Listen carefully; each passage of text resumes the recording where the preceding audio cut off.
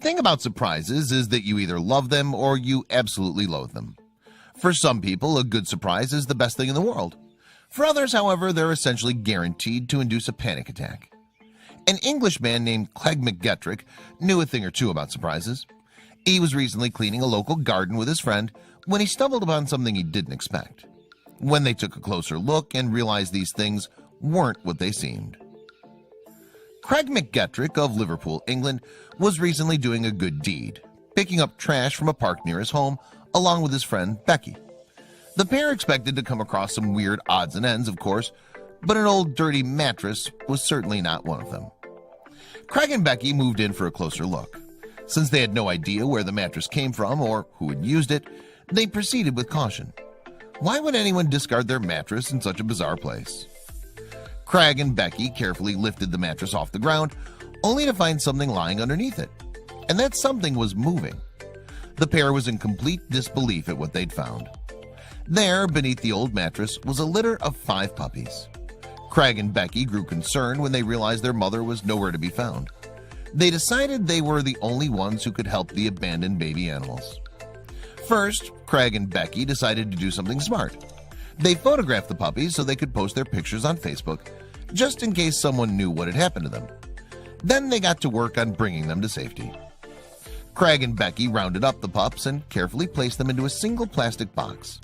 Once they were all secured, the pair rushed the puppies to nearby Freshfields Animal Rescue in case they needed treatment.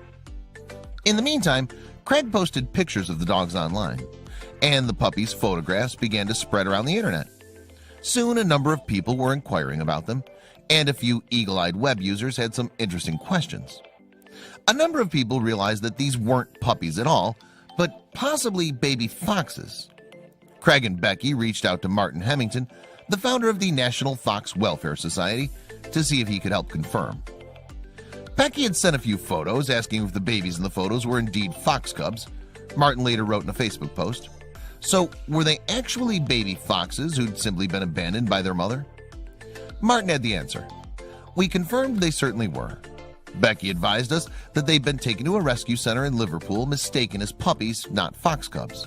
So they were foxes. Now the big question was, what happened to them? And what should be done? Paul McDonald, a staff member at Freshfields Animal Rescue, theorized that the fox family had been using the mattress as a makeshift den. In all likelihood, the mother had simply left her kits while she looked for food. "Vixens leave their cubs all the time whilst they're in the den," Paul explained. "As they get older, they'll begin to explore their surroundings more and more and become less dependent on mom." These foxes clearly weren't old enough to be totally abandoned by their mother just yet. However, wanting to provide the foxes with the care they desperately needed, Martin asked Paul to see if they could help. Paul dispatched an unnamed volunteer, pictured here, to transport the little foxes. Once they arrived in his care, Paul knew exactly what to do: bring them back to the park. But why? Paul realized he needed to reunite the babies with their mother, and he had a plan to get her back. "I didn't give the cubs any milk in order for them to be hungry, so they'd cry out and call for their mom, which they did," he recalled. "I put them around the same place they were found, as I knew the mom would be looking at them," Paul added. "She'd be checking the place she last had them." But were the kits gone from their den for too long? It was worth a shot. Paul placed the cubs in a cardboard box alongside a warm water bottle to keep them cozy. Then he returned the kits to their spot in the park and proceeded to wait for the mother to show up. Sure enough, within an hour, a fox approached the box. I believe once she picked the first one up and knew the others were safe in the box, she waited until it got dark to get the rest, as she must not have felt safe moving the cubs in daylight, Paul said. Phew. The mother returned a while after to take another cub and then proceeded to continue this pattern until she'd removed all 5 from the box. After that, there was nothing for Paul to do but admire the empty box. The reunion was a success. All through this, I was letting Becky and Craig know, and everyone was so pleased that the cubs were back where they belonged, with Mom. Though their beginnings were rough, hopefully this meant the fox kits would have a bright future as a family. It's human nature to want to help an animal in need. There's nothing worse than inaction in these scenarios.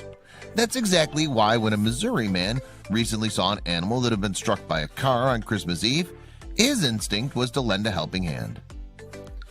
At a mall on Christmas Eve, you can expect to find flurries of people running around in a tizzy, finishing up their last-minute shopping. The furthest thing from any of their minds is having to save a life in an emergency situation. When Missouri man Kevin Harvey was recently pulling out of his local mall parking lot on Christmas Eve, though, he spotted a group of people gathering around the bumper of a vehicle.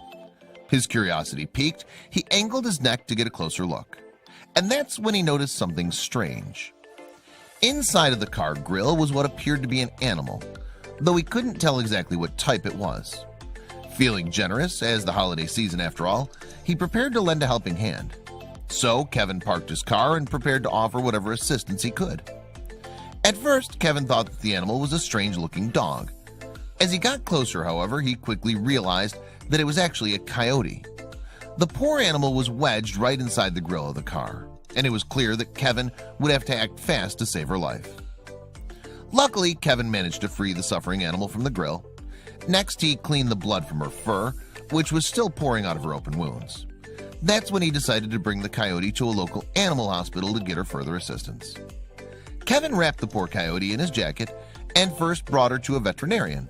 Unfortunately, because she was a wild animal, they advised him to instead take her to the local wildlife rescue center, which could better assist such an animal. Not wanting to waste any precious time, Kevin drove over as quickly as possible. The staff at Wildlife Rescue Center didn't hesitate to leap into action. They gave the ailing coyote a full examination. They were able to discern that even though she'd been struck by a vehicle, she hadn't sustained any serious injuries. In fact, aside from her minor cuts and bruises that she sustained when she was struck by the moving vehicle, the female coyote's worst injuries were only a series of deep lacerations on the pads of her paws.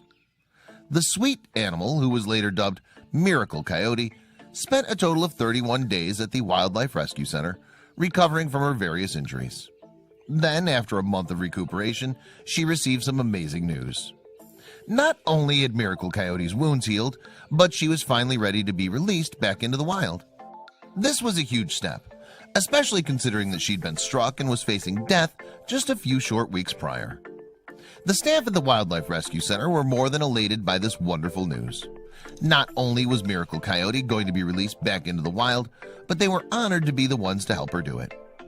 The staff packed Miracle Coyote into a transportation crate and placed her in the rear of the company vehicle. Their next move was to bring her to the wooded area where she'd originally been struck by the vehicle so she could return to her old life as quickly as possible. While the volunteers from the Wildlife Rescue Center knew they'd greatly miss Miracle Coyote, whom they'd nursed back to health and with whom they'd formed a strong bond, they knew that this was the best bet for her in the long run. They carefully drove to the side of the road where the coyote was first found and placed the crate at the base of the wooded area. Her excited reaction once they opened her crate and she realized she could roam free was all the thanks anyone could ask for. Rescuing an animal is one thing, but what about knowing when to let it go? Trigger's former owner impulsively bought the beautiful white wolf dog puppy for $300 after seeing an advertisement in the newspaper. It was a case of love at first sight. He was described as super socialized, but also extremely high content, which meant he was genetically more wolf than dog, something which the buyer didn't quite understand at the time. All puppies are rambunctious, but by the time he was 5 months old, Trigger's owner was reaching the end of her rope with him. They shared a very strong bond, but Trigger had chewed away a piece of her wall and was causing conflicts with her other dog. After doing extensive research on wolf dogs, she realized that Trigger would likely never be happy or healthy living in a fully domestic setting with her. She made the difficult decision to give him up to the wolf sanctuary in Colorado. Ultimately, Trigger was better off in his new home. However, the transition from living at home with his human family to going to live at the sanctuary wasn't very easy on him at first. Sanctuary volunteers tried to pair Trigger with 2 different older wolf dogs to socialize him into life on the grounds. But perhaps due to his young puppy energy, neither ever truly warmed up to the young pup. Workers weren't quite sure what to do with him, but they knew he needed a friend and a playmate to truly settle into his new home. Anxious to acclimate Trigger to his new home, workers started to think of new ideas. Then Trigger met Spartacus, another young wolf pup who had come from a tumultuous living situation and was feeling isolated at the sanctuary. Trigger and Spartacus immediately clicked. They began spending all their time together, playing and wrestling, and They would sometimes even sleep in the same enclosure. They were positive influences on each other in other ways too. Spartacus is no longer an obsessive howler, and Trigger has warmed up to his caretakers. Today, the two are best of friends. Trigger and Spartacus continue to share a play space and have fun together at the sanctuary. It's definitely fair to say that they're living their